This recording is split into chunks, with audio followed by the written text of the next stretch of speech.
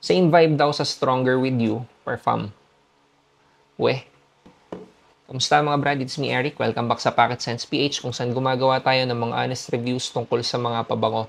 At sa video nga na to, pag-uusapan natin ang isang Middle Eastern perfume na may same vibe daw sa Stronger With You, Parfum. Kadlaj Titan. May similarity sila, yung OG tsaka ito, sa notes.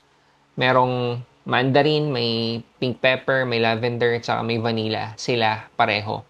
Pero ang tanong, good alternative nga ba? O same vibe nga ba? Sa initial spray, spicy citrus.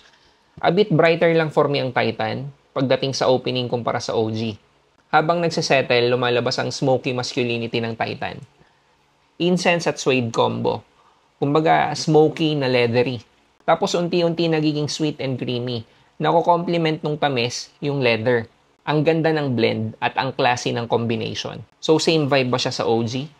I can say na oo. Hindi siya straight up clone pero may same vibe sila. Mas matamis ang OG para sa akin, mas smoky naman si Titan. Nag-exude ng classy confidence, may mature at commanding aura.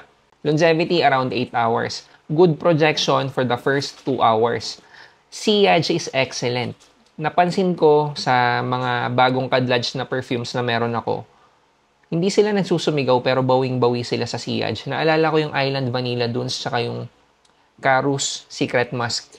Ganun din eh. Ganun yung dating ng sillage. Nagiiwan talaga ng impressive na scent trail. When and where to use? Pang formal events. Pwede siya pang office. Okay siyang gamitin pang mga night outs na classy. Definitely, mas bagay siya sa colder setting. Age, suitability, 20s and up. Hindi siya straight up clone ng Stronger With You Parfum.